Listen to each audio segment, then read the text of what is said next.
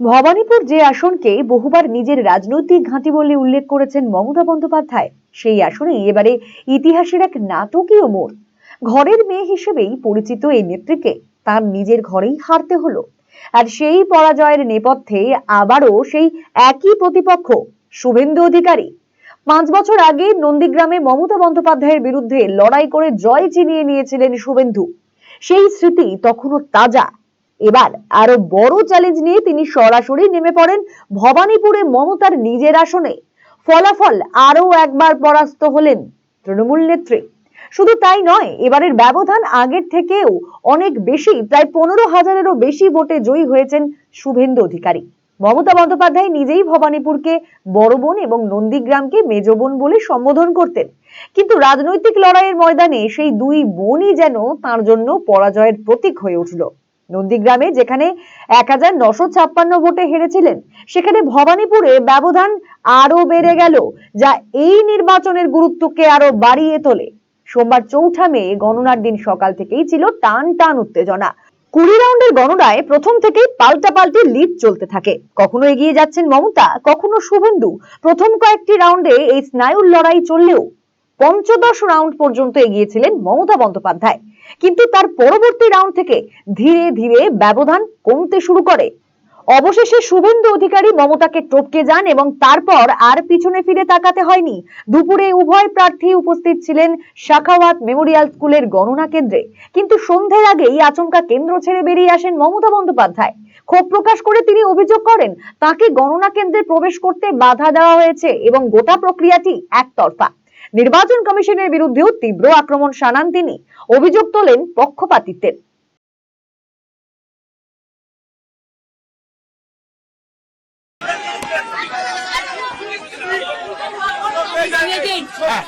Even if I am not allowed inside, all they are doing it and they have transformed all the machines from there.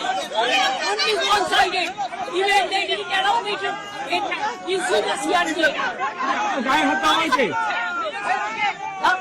মেরেছে সামনে আর পুরো বাইরের booth বন্দি করে রেখে দিয়েছে।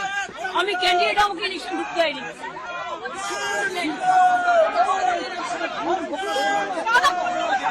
বিজেপি এরা হচ্ছে ধারাবাহিক পার্টি। 100টা সিট লুট করেছে, 100 seat they looted and cheated, and this election commission is a BJP commission. Time to time complaint lodge করেছি, even Manoj Agarwalকেও complaint lodge করা আছে। I get my complaint from the RO. I complain DO. I complain CO West Bengal. Even I sent all the SMS to Manoj Agarwal, but they are not doing anything. Even they didn't allow me to see my issue. See my card. They are not allowing me also. Do you think it is winning?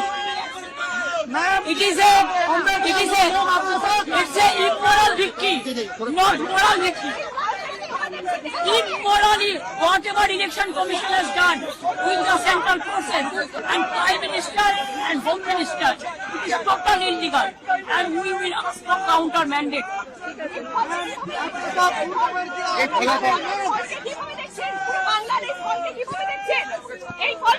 এটা জোর করে force SIR থেকে শুরু করে atrocities থেকে শুরু করে counting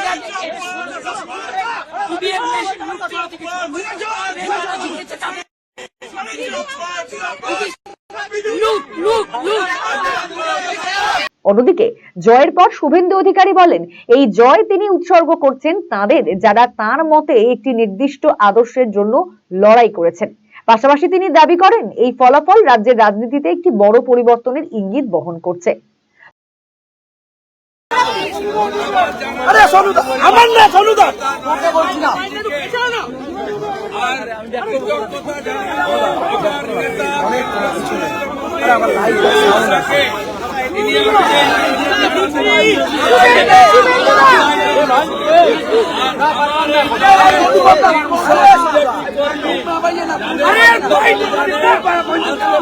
পরিবর্তন এবং হিন্দু শহীদ হরগোবিন্দ দাস হিন্দুত্বের জন্য প্রাণ দিয়েছেন, তাদের প্রতি উৎসর্গ করলাম।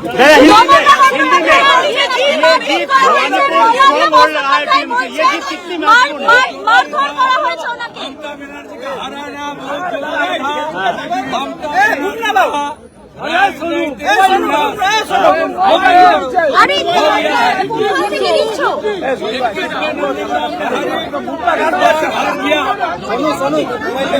हारा 15,000 से ज्यादा वोट से उनको खुल के मुसलमान वोट दिया।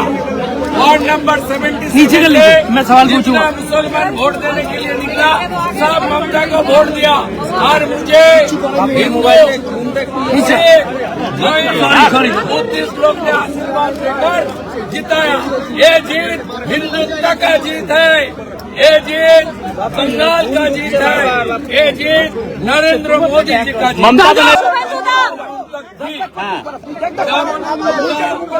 मार्जिन खत्म करके मैं 56 वोट से आगे निकल गई, तब उन्होंने भागना चालू कर दिया। कटवानी वालों से क्या कहेंगे? सबसे बड़ा मुद्दा रहा है। मुझे खास करके जो बंगाली हिंदू एरिया है चतला 82 नंबर वार्ड, वो खुल के वोट डाल दिया। और सीपीएम का जो लूट सपोर्टर है, हिंदू सपोर्टर, सब लोग वोट किया। सीपीएम का 13,000 वोट था भवानीपुर में, वो कम से कम 10,000 वोट मुझे ट्रांसफर कर दिया। मैं नीचे जो सीपीएम का लूट वोटर्स है उनको भी आभार प्रकट करता हूँ। और चेतला में जितना भी बंगाली हिंदू है सब लोग खुल के वोट किया। इसका साथ गुजराती, जैन, मारवाड़ी, हमारी पूर्वांचली, सिख समाज सब लोग खुल के वोट किया। पीएम खास करके राजस्थान का 8 MLA को प्रणाम करता हूँ। राजेंद्र फोटो क्लिक कर मेरे लिए। और गुजरात से अशोक जी आया था, उन्होंने उनका टीम भी बहुत मेहनत किया है। सबको प्रणाम करते। প্রসঙ্গত ভবানীপুরের এই ফলাফল শুধু একটি আসনের জয় পরাজয়ের হিসেব নয়, বরং তা পশ্চিমবঙ্গের সামগ্রিক রাজনৈতিক মানচিত্রে এক গুরুত্বপূর্ণ বার্তা বহন করছে। দীর্ঘদিন ধরে নিজের শক্ত ঘাঁটি হিসাবে পরিচিত এই কেন্দ্রেই মমতা বন্দ্যোপাধ্যায়ের পরাজয় নিঃসন্দেহে একটি বড় রাজনৈতিক ধাক্কা। অন্যদিকে শুভেন্দু অধিকারীর জন্য এটি কেবল একটি জয় নয়, বরং তার রাজনৈতিক অবস্থানকে আরো মজবুত করার এক বড় প্রমাণ। নন্দীগ্রাম থেকে শুরু হওয়া এই দ্বৈরথের ফলাফল এখন স্পষ্টভাবে 2-0 ব্যবধানে শুভেন্দুর দিকেই ঝুঁকে পড়েছে, যা ভবিষ্যতের রাজনীতিতে নতুন সমীকরণের ইঙ্গিত দিচ্ছে। এই ফলাফল প্রমাণ করে যে রাজ্যের ভোটাররা এখন আরো সচেতন ও পরিবর্তনমুখী, এবং কোনো আসনই আর চিরস্থায়ীভাবে নিরাপদ নয়। সব মিলিয়ে ভবানীপুরের এই ফলাফল কেবল একটি নির্বাচনী পরিসংখ্যান নয়, এটি এক যুগান্তকারী রাজনৈতিক মুহূর্ত, যা আগামী দিনে রাজ্যের রাজনীতির গতিপথ নির্ধারণে গুরুত্বপূর্ণ ভূমিকা পালন করতে পারে। ব্যুরো রিপোর্ট, RCTV সংবাদ।